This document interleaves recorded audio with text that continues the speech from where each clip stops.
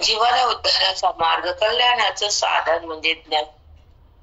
सुखाची स्थिती म्हणजे ज्ञान. सुखाचा भोग म्हणजे आत्मज्ञान. दुःखाची निवृत्ती म्हणजे आत्मज्ञान. भगवंताची एक प्राप्ती, जे प्राप्त भगवंत परमात्मा प्राप्त होतो आणि संसार दुःख निवृत्त होतं. देहभाव ज्या स्थानामध्ये क्षणात बंद होतो ते चिंतन परमार्थाचं म्हणजे आत्मचिंतन. आत्मचिंतनाच्या माध्यमातून बुद्धी जागृत होती आणि आत्मस्थिती प्रगट होती. देह बुद्धी नाश पावती. त्यासाठी परमार्थ आहे आपल्याला देह बुद्धीचा नाश करणं, आत्मप्रकाशात बुद्धीनं समरस होणं आणि स्वतःच सुखाचं वैभव भोगणं आणि दुःख सोडून जगणं. त्याला आत्मज्ञानी म्हणतात. यासाठी आत्मज्ञान प्राप्त करायचं की सुख स्वरूप बनायचं, दुःखरूप का जगायचं, नसलेलं दुःख डोक्यावर का घेऊन वागायचं ओझ. दुःखाचं ओझ किती दिवस घ्यायचं डोक्यावर हे कळत नाही आपल्याला. दुःख म्हणजे अज्ञान, दुःख म्हणजे देहभाव, दुःख म्हणजे विकारी वृत्ती, दुःख म्हणजे जगदभाव. उत्पन्न करणारं अंतःकरण जेव्हा अविद्येशी संयुक्त असतं आणि वेदापासून दूर असतं, जडाला प्रेम असतं, भ्रमाचं नातं असतं आणि त्या ठिकाणी केवळ दुःख प्रवाहित असतं, त्याला बंध म्हणतात. हा बंध निवृत्त करावा लागतो ब्रह्मज्ञानानं. त्या साधू संगतीमुळे जे अंतःकरण पावन होतं, आत्मचिंतन बुद्धीत राहतं, देहभावाचं नातं जातं, जडातून मन बाहेर येतं, दुःखाचं साम्राज्य प्रगट होतं, तेव्हा जीवन धन्य होतं, आयुष्याचा काळ पावन होतो आणि श्वास त्या भगवंतासाठी खर्च होतात. त्याला सत्संग म्हणतात. सत्संग म्हणतात त्याला. हा पाठ त्याचं नाव सत्संग आहे. त्या पाठातून एक शक्ती तयार होती, ऊर्जा, आणि ती जगण्याला आपल्याला कारणीभूत ठरती. ती ऊर्जा म्हणजे सुख भोगण्याची अंतःकरणाची स्थिती, परमात्म्याची प्रतीती, दुःखाची निवृत्ती आणि स्वरूप स्थिती. त्याला म्हणतात उत्तम ज्ञानाची रीती. यामुळे मन समाधान होत आणि रामामध्ये ते मन विलीन होत. आत्मधन सतत हातात येत आणि आपलं पद आपल्याला सहज प्राप्त होत. ते आत्मपद, नो देहपद.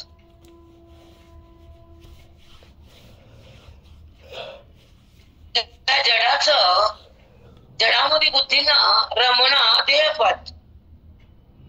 देहाचा संबंध अटॅचमेंट, आसक्ती म्हणतात तुमच्या भाषेत, इंग्लिश मध्ये अटॅचमेंट,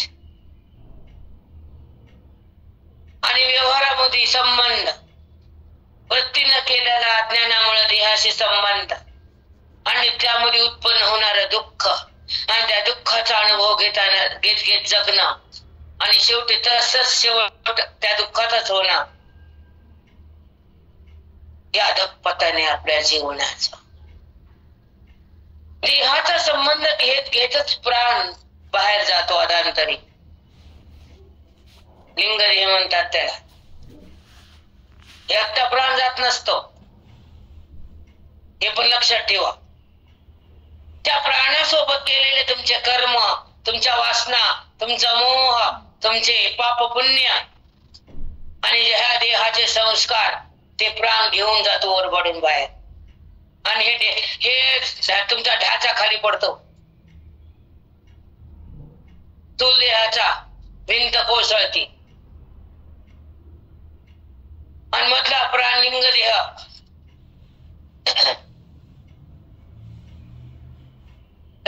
बाजूच्या घरावर राहतो.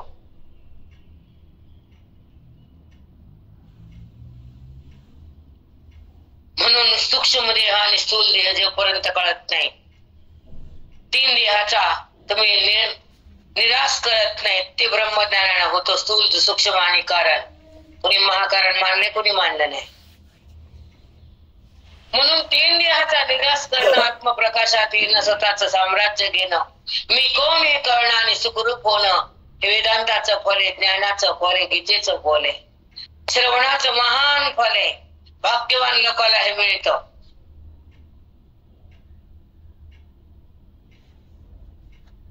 स्थूल देह हा वृत्तीने धरलेला आहे. तुम्ही त्याचं नाव मान हे मी सांगावं लागतं आरडो. त्या मनामध्ये देह बसलाय. देव कुठं बसलाय? देवाला बघितलं का देव बसलाय? देवाला बघणं वेगळं, देवाला मनात बसवणं वेगळं, आणि देवाचं मनाचं नातं होणं वेगळं, दोघांचं ऐक्य घडणं वेगळं. सांगा, सगळे एकच खिचडी करायची का? बोला की पल्ले बा, झोपले काय? ते खरडीत पुन्हा बसा. संबंध वृत्तीचा आहे, त्याला जाणणं फल ज्ञानाचं आहे, त्याच्याशी एकरूप होणं साम्राज्य मोक्षाचं आहे. माती कळण निवळण, 50 लिंगावर जाऊन बी माती अक्कल नाही. एकच मिनिट करा की, हे करायचं, ते करायचं, ते गुरु, हे गुरु, स्वतःच्या घरात गुरु. एक तरी हातात आहे का काही माती दगड? 10 लिंग ऐकते, 50 वर जाते, इकडे हिंडते. हातात काय तुझ्या? काय स्वभाव आहे? शून्य. प्रगती काय? शून्य. घाणेरडे स्वभाव.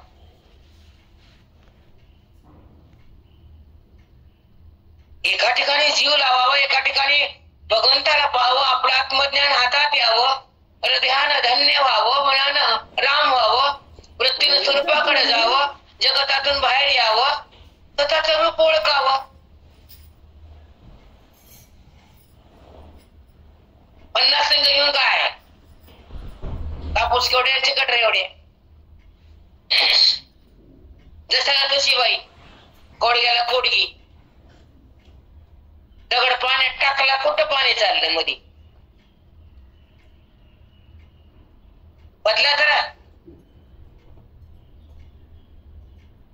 अभ्यास करावा, निग्रह करावा, आत्मनिष्ठ एकावर ठेवावी, तत्वचिंतनाची आस असावी, अज्ञानातून बाहेर याचा ध्यास असावा, देहबुद्धीचा नाश करण्यासाठी आटोकाट प्रयत्न करावा, मन उदास असावं, अंतःकरण स्वच्छ असावं, असं खालीवर नसावं गंदगीनं भरलेलं. सदा खोटे नाटे, खोटं नाटं वागायचं, नीट तरी वागा आधी. व्यवहार तर सुधरा, परमार्थ होईल का होईल.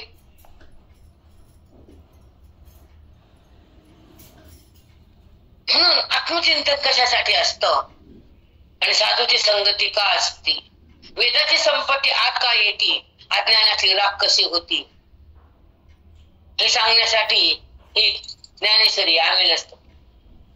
काय तांबडेकर त्या भगवंतानं बोलावं, साधकांना ते घ्यावं, एवढंच आमचं वैभव आहे. मात्र तो बोलवितो, बोलविता धनी वेगळाची, साळुंकी मंजुळ बोलत असे वाणी, बोलविता धनी वेगळाची.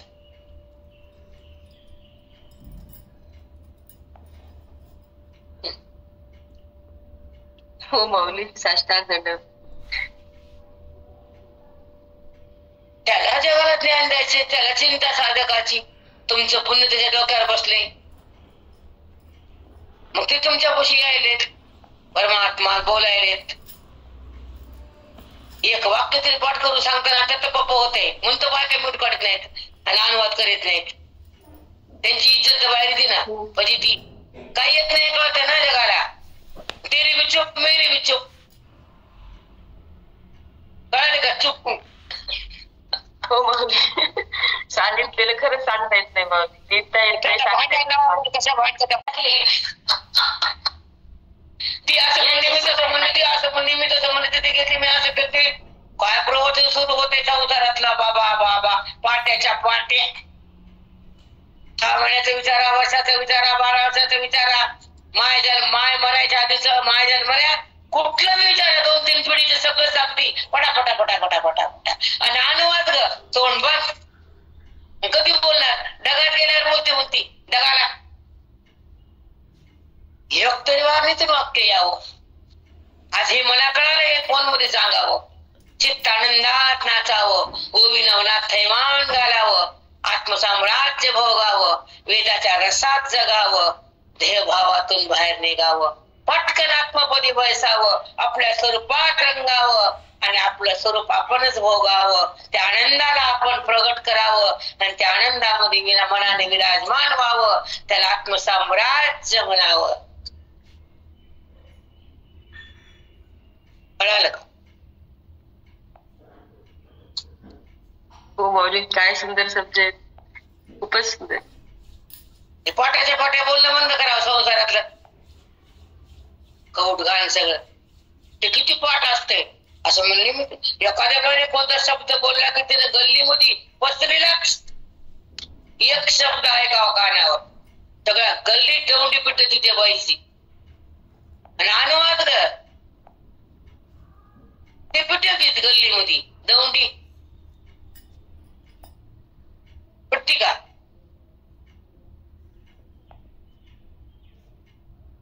नाही बोलत नाही माऊली. असं का?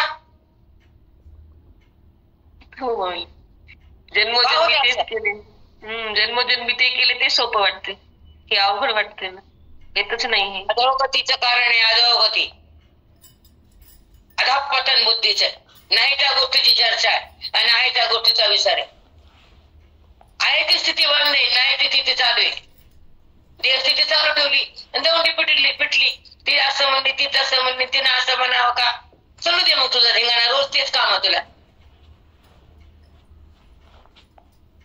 म्हणजे व्यवहारामध्ये किती चतुर असतात बाया नसत्यात.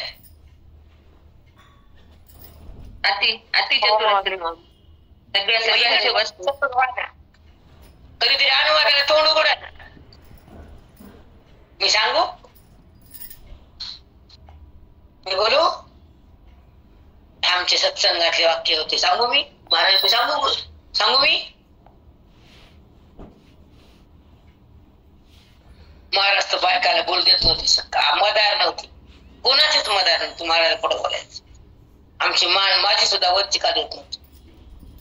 खालची वरी नाही का, वरची खाली काका पशी जमत का, त्याचा अनुवादच होता त्यांच्याकडे.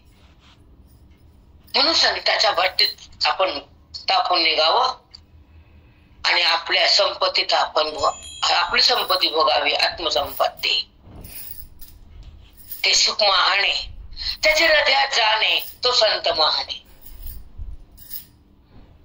चुकलं का? प्रेरणा व्याख्या महाधाने आणि ते गीतेच ज्ञान आहे.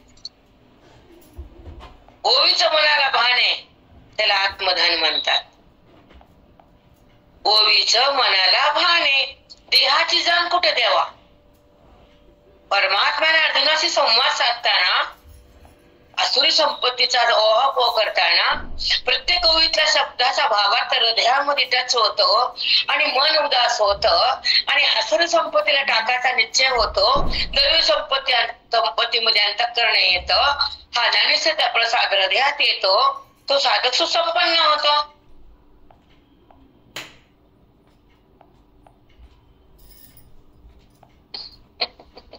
हो, तो साधक सुसंपन्न होतो. अष्टांग माऊली, अष्टांग दैव संपत्ती जेव्हा येते तेव्हा साधक माऊलीचं ज्ञान, अष्टांग दंडात माऊली. दैवी संपत्तीमध्ये ज्ञानेश्वरीचं ज्ञान हृदयामध्ये खेळतच, मन भगवंताकडे वळतच, अज्ञान तिथलं पळतच, स्वरूप त्याला मिळतच आणि ते सुखरूप चित्त बनतच. ह्याच्यात वादच नाही. अर्थात ज्ञानेश्वरीने मी हिंडले गावात मला यायचं तयारी, स्टेशनला बसले, जाऊन गाड्या रे, पुन्हा एसटीला आले, पुन्हा बस स्टँडला बसले, पुन्हा मॅडमला फोन केला होता, कसं करू द्या या इकडे. म्हणजे गाड्या बंद, पुढे जात नाहीत, पुढे नेऊन ते ट्रॅक चालू. ते पोर स्टेशनवर बसून कटाड पुन्हा बस स्टँडला आले. पुन्हा ते पोराचं काम, त्याला 50 फोन. आई आता कसं कर, तुझं काही नीट नसतं. मला सोड कुठतरी मग जा.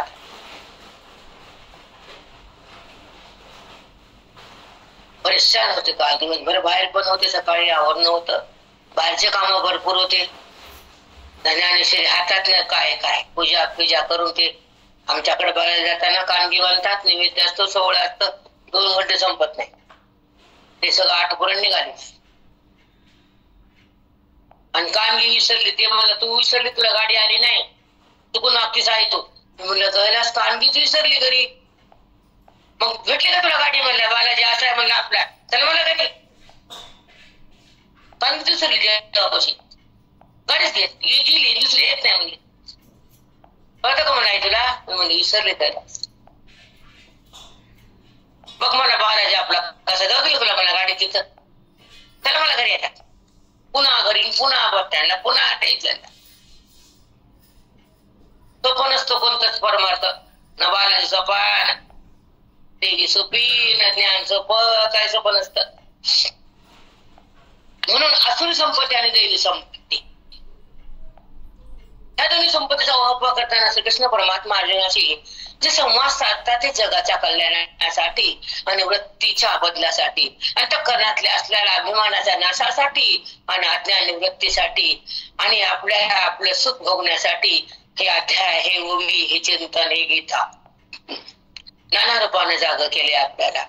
पण आपलं खोड म्हणे लाखो जन्माचे संस्कार, लाखो कशाचे कोटी, लाखो काय लावलं, एक येऊन कोटी कोटी फेरा तेव्हा लागतो मनुष्य देहाचा तारा. एका येऊन म्हणजे कोटी कोटी फिरावं लागतं, सगळं लक्ष तेवढं झालं देह मनुष्य देह मिळतो. म्हणजे त्याच्यामध्ये पण आपण वाया जातो. माझं घर, माझा देण, माझे धोरण, माझे गुरु, काय काय माझंच म्हणतात, माझा देव म्हणतच नाही. तितक्या पुरतं पूजा पडा बसलं की जरा बरं वाटतं. मंजुळ वाताना, गुलाब दिसते होताना देव आवडतो, पुन्हा संसार आवडतो. घटका बरं देवन, इड बरं संसार, कसं जमल खात. हो माऊली, खरी स्थिती आहे आमची, ती स्थिती आहे देवा. तिथं बसूस 50 फोन आणि इकडे बघायचं, याचकडे इकडं सुनाकड, लेकराकड, इकडे देवाकडे बघ की पूजा करतो देवासमोर राहते नीट. तिथे बी नीट राहत नाही. मग तिकडे बघायचं, ती काय म्हणाली, कोण आलं, अरे देवा आहे का तेच स्थिर तरी ठाण्यावर. एकदा देव हातात नुसतं देहच असतं देवासमोर, मन असतं इकडेच, मन इकडेच असतं. मन होतं दुःख असलं की मन चंचल होतं, काही दुःख आलं की सुधरत नाही. देवाला आपल्या छान ठणठण ठेवलं. देवा काय उपकार रे तुझे, किती सांभाळतोस तू, असं सांभाळ, असंच गुणगान येऊ दे, तुझ्या भक्तीसाठी मला जगू दे, तुझ्या ज्ञानासाठी माझी वृत्ती छान होऊ दे, स्वच्छ वृत्तीला कर. वृत्तीमध्ये अज्ञानाचा डाग नको, वृत्तीमध्ये जगताचं ज्ञान नको, वृत्ती देहाशी संबंधित नको, वृत्तीमध्ये तुझं माझं ठेवू नको. की पूजा केली ना, तू करून घेतली बापा, पण हे ते आता पूजेचं पण तुला द्यायचंच वाटलं ना, तू काय ठेवून घेत नाही मला माहिती. एकदा नाम घेते तुझ्या खात्यात जमा होते, एकदा ध्यान केले की तुझं प्रेम येते, आणि एकदा तुझं ज्ञान ऐकले की मन बाजूला जाते, एकदा चिंतनात आलं की चिन्मय होते, एकदा साधूकडे आलं की साधना होती, आणि एकदा मोक्ष ऐकला की मोक्ष प्राप्त तू हातात करून देतोस. सगळं तूच आहे रे. इथं मी काय ती सांग बरं. ती आडवी मी आली त्याला बंद कर. समजतंय?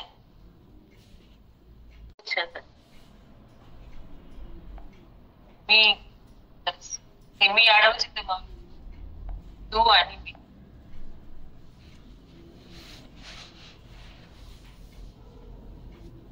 हे दोन जे आहे ना, तू आणि मी, त्याला म्हणा तोच मी.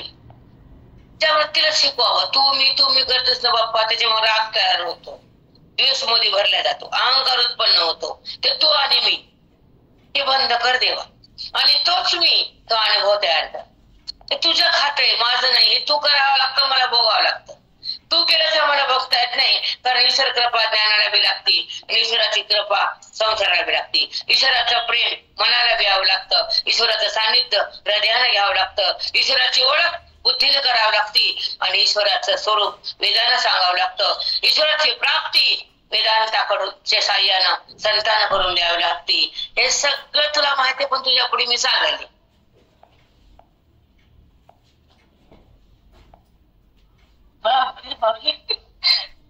खूप सुंदर बाई. तोच आहे, तो मीच आहे, ह्याच्यातच राहू दे. आता ओव्या वाचल्या सगळं आसुर वाचून कटा आला मला. वाचून बसा बसा घरी वाचते मी पटपट वाचणार ते कथा.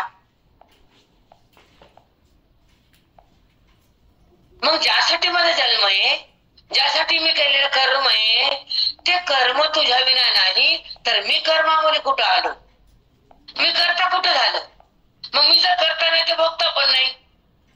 मग मला भोगता बी करू नको, करता बी होऊ देऊ नको. तू सांभाळ की, हाताला धर की, पडू नको चिखलात अज्ञानाच्या. तू सांभाळतोस म्हण की, मग सांभाळ. आता तू चौकड आहे म्हण की, दाखव आता तुझं रूप. तू आहेस तिकडे म्हणाला नाही, तुझी जाणीव करून दे. वेदात तू हे सांगितलं ना, अर्जुनाने हेच बोलला तुम्ही, मग आम्हाला पण बोला की कधीतरी. आम्ही पण तुझेच आहेत की, अर्जुन तुझाच एकटा ना, आम्ही कोणा कुठाच येत. असं त्याचा आमचा अधिकार. आम्ही तुझ्या गीतेकडे आलोत की, मग ये ना गीतेचा प्रसाद. पोहे ना का आम्हाला, पोहे तुम्हीच का, आम्हाला हा प्रसाद आत्मला.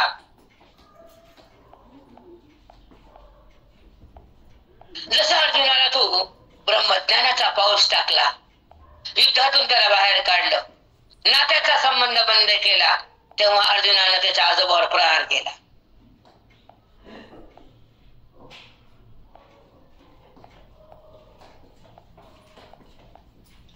केला की नाही अर्जुनानं प्रहार आजोबावर? हो माऊली, हो. गुरुवर बी केला, नात्यावर बी केला, माम्यावर बी केला, भाऊवर बी केला, गावावर बी केला, अधर्मावर बी केला, दुष्टावर बी केला, अधम राक्षसावर बी केला, सगळ्यावर केला. पण सगळ्यात अति जवळच्या आजोबा त्याला पण मारलं. मग अति जवळचा मोह त्याला मारायला लावा आम्हाला. मारून टाक की मोह आमचा. तुझं ज्ञान ताकद आहे ना, मग सहकार्य हो ना. ईश्वर कृपा, अंतःकरण कृपा होऊ दे, आणि तुझी कृपा पण लाभू दे. तुझं आत्मज्ञान भोगू दे, देह भावातून बाहेर येऊ दे, जडाचा संबंध जाऊ दे, प्रेम भाव येऊ दे, तुझी भक्तीचा सागर होऊ दे, आणि अभेद भक्तीचा पूर येऊ दे.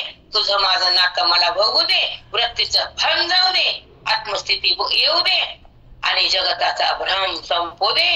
तुझं माझं ऐक्य मला भोगू दे. कोणत्या स्कंदात आहे?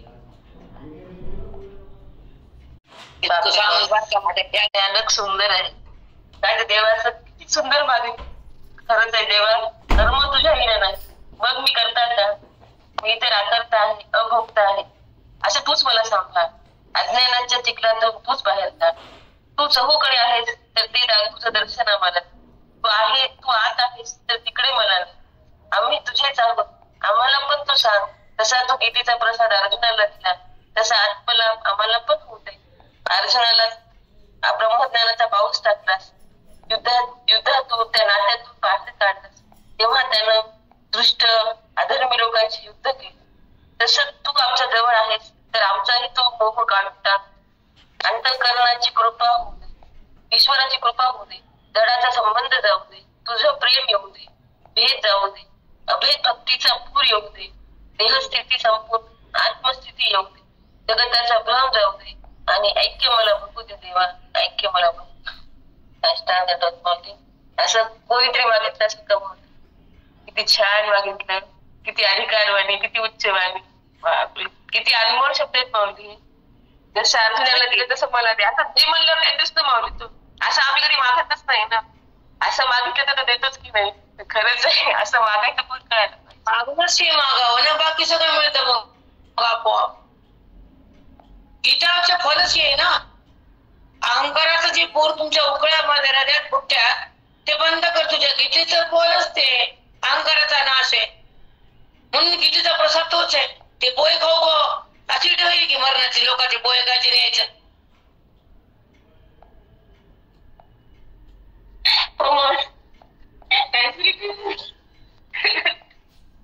खावा. भगवंतानं भेटण्यासाठी बुद्धीनं ध्यास घ्यावा. देह पडेसाठी तुझ्या बुद्धीची बुद्धीनं आलिंगन द्यावं. तुझं ऐक्यामी भोगावं आणि हे अज्ञान या क्षणात विले पावावं. कोटी कोटी जन्माचा भेद नाश व्हावा. आत्मप्रकाशात आम्ही राहावं. सुखरूप बनावं. खऱ्या सुखाचा लाभ आम्हाला व्हावा. हे दुःख आहे. हे जे दुःख आहे ना ते बाजूला नाही बाप्पा. तुझी भेट घ्यायची. दुःख कशाला सुख कशाला. हे सुख बी जगतातलं खोटं आणि दुःख बी खोटच. सुख बी क्षणिक आणि दुःख बी संपणार सुख आहे ना. साडी आणली पाठ 10 वर्षाला जाते का ते मरुस तुझ्यापाशी. साड्या किती घातल्या माहित नाही. किती रंग वापरले ते कळत नाही. किती साड्या फाटल्या ते समजत नाही. समजते का किती किती घातल्या आणि किती किती आणल्या. किती किती भांडलं होतं. किती किती पैसा साड्यात घातला कळत का. नाही माऊली काही कळत नाही. पण ती साडी आवडते. किती अवघड आहे. तुम्हाला काय घ्यायचं मला का बस आता काय घ्यायचं. वर्षभर काय लागत नाही. गपचूप जाऊन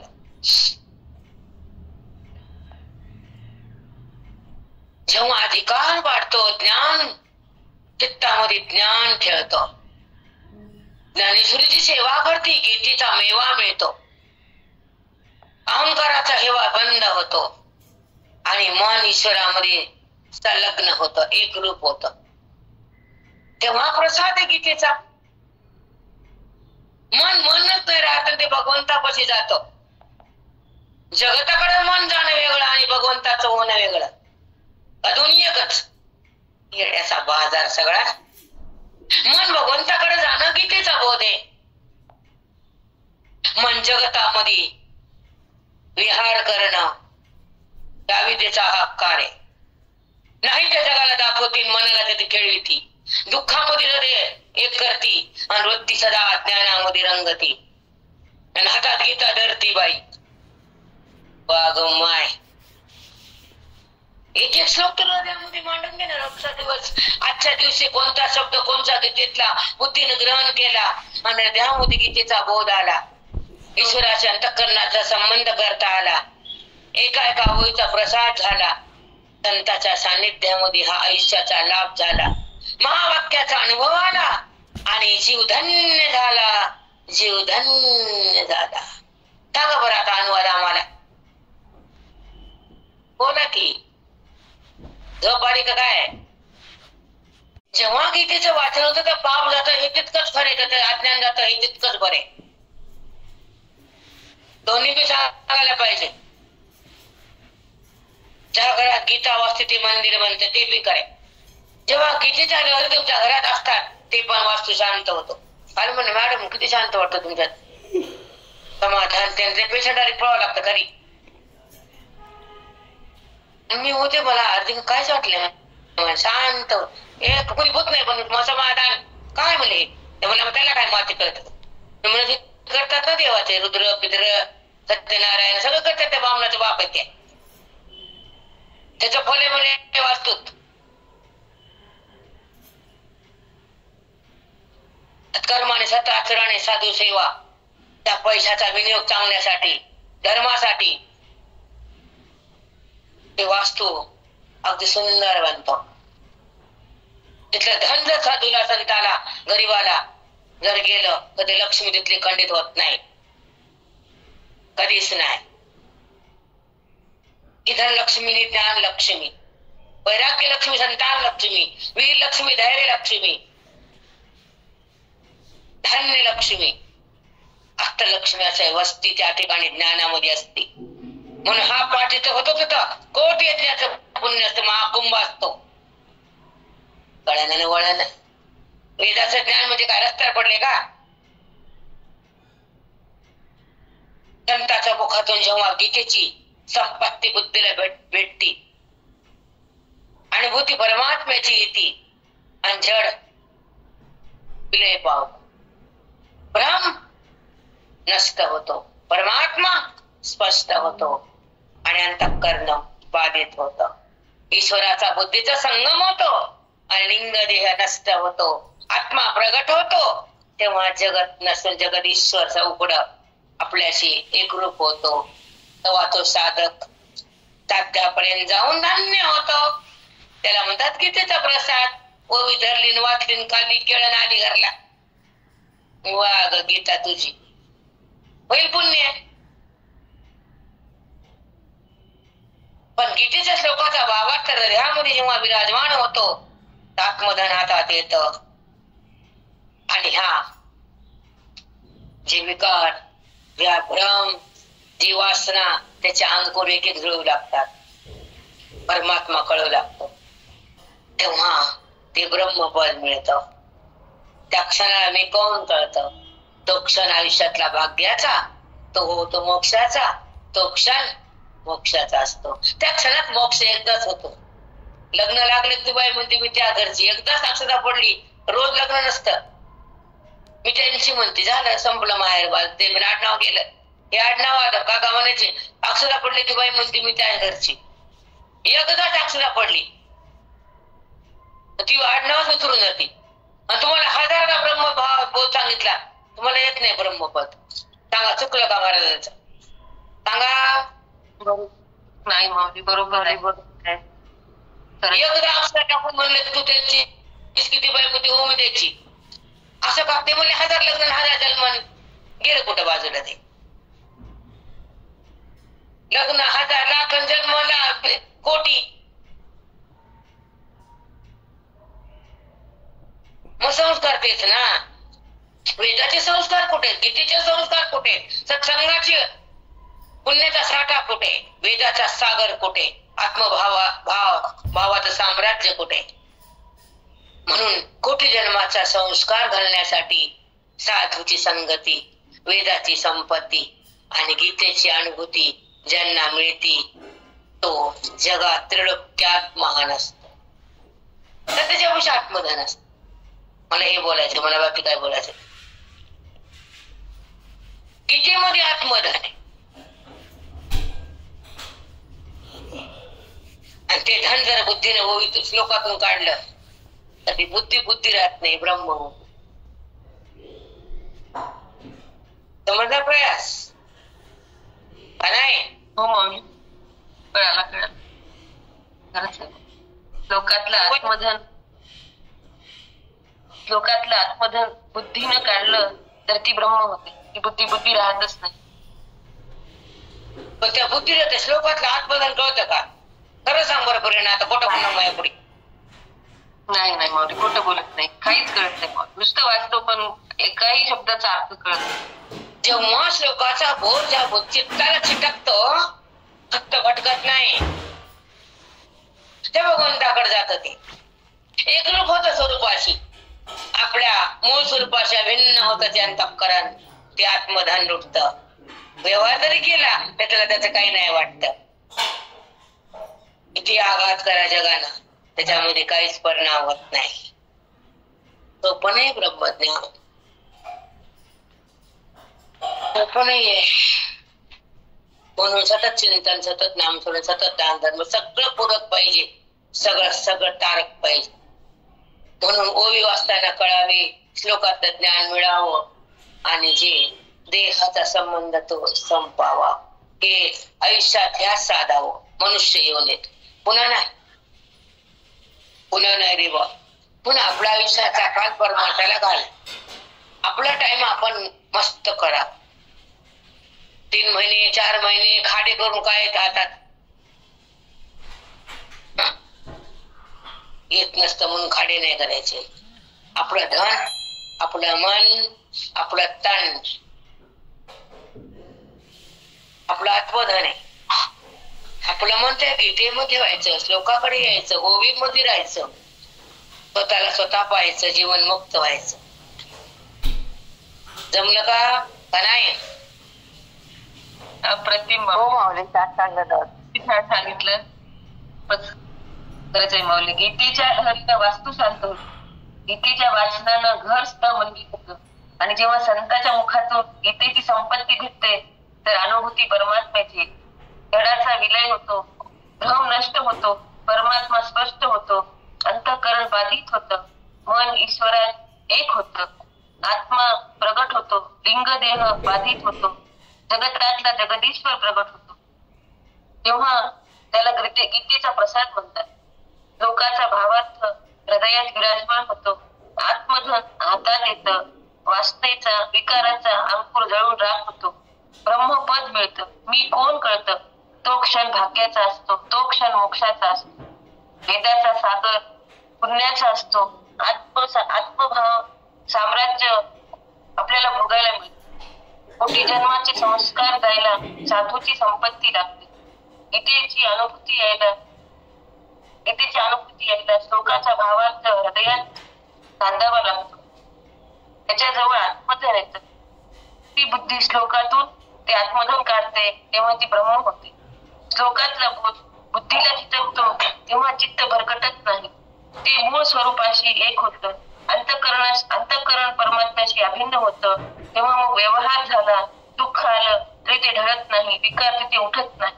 अशी ओवी कळावी, श्लोकाचं ज्ञान बुद्धीला मिळावं, देहाचा संबंध संपावा, आयुष्याचा काल परमार्थात जावा, मन धन त्याला अर्पण व्हावं, गीतेमध्ये गोवित राहावं आणि स्वला पाहून स्वरूप व्हावं, जीवनमुक्त व्हायचं. किती सुंदर बोध आहे माऊलीचा. कोणची वेगळी ओवी, चला कोणती ओवी आहे आता ओवी वाचणार आहे, थोडं सांगणार आहे. चला, तोही मी ओलावा हिरे, मग तमची होती एक सरे, जेथ गेले अंधारे काळवंडे जे. बघा, तोही मी ओलावा हिरे, त्या असुराचा मी तिथे तो क्षण दिसतो, तिथे हिरावून घेतो. मग तमची होती एक सरे, जेथे गेले असती अंधारे काळवंडे जे. बघा, मग